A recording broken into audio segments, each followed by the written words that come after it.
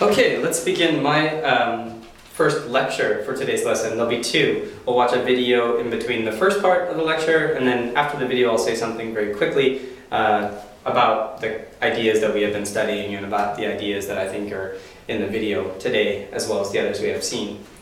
So excuse me, I have notes because I've been trying to organize the ideas that I have about the ideas we've been studying and do that with vocabulary we have been studying. So I'm going to often look at the paper. So, excuse me. Uniqlo is a unique company in this country, hence unique CEO from Uniqlo, because it has already caught up with the world's fashion giants amid a rapidly dwindling Japanese economy. See the stairway there, catching up with H&M, Zara, and Gap, which are fashion giants in the fashion industry. Uniqlo's resounding success can be attributed to a number of features, and we've studied a lot of features in class, especially during the last lesson, which I'm sure you can think of now. But there are a few remarkable ones that we'll focus on today. First and foremost, the unthinkable revenue, or wealth, revenue meaning wealth, that Uniqlo has achieved in the last 20 years is impressive. But even more impressive is the wide perspective, big open eyes, that Uniqlo has nurtured, which guarantees its presence among fashion giants such as Zara and H&M. It really solidifies its place in the fashion world. Fed up with stagnant retail styles in Japan, Uniqlo President Tadashi Yanai understood early on, I think 1994 was the date that we read, when he decided to change things in the way that Uniqlo works. Tadashi Yanai understood that to be a sought-after fashion brand, Uniqlo would need to expand the firm much more than his father had previously done. To be an attractive brand in the fashion industry, a shift is necessary. Fashion brands such as Zara, Gap, and H&M are not so much Spanish or American or Swedish companies as they are the focus of youngsters around the world.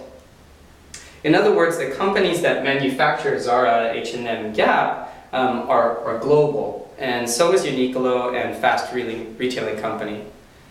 To be a global company, Tadashi Yanai chose to coordinate its headquarters, HQ means headquarters, in global ways. He reinforced design and manufacturing, or production is another way to say design and manufacturing, under one roof. We studied that last time, logistics management. With team management too, having input from a lot of people and brainstorming problems and solving together. And he set up these headquarters in Tokyo and New York, okay? The design and manufacturing headquarters are in Tokyo and New York. He also made English the official language of fast retailing company, and he logically, from that, started advertising an image of Uniqlo with both Japanese and Hollywood stars, even well-known athletes from Japan, and so on in commercials. Athletes like Honda Senchu, and recently Orlando Bloom was in commercials last winter. So we can say that Uniqlo has acquired a striking global image. Okay, next, please watch the video, which you should find on the right side of the screen, called Fashion Chain Uniqlo Takes on Fashion Giants, or something like that. Watch it with a person next to you, a couple other people, and when you're done, for about 5 minutes, chat about the ideas that you see in it. Chat about your reaction. Brainstorm some of your reactions.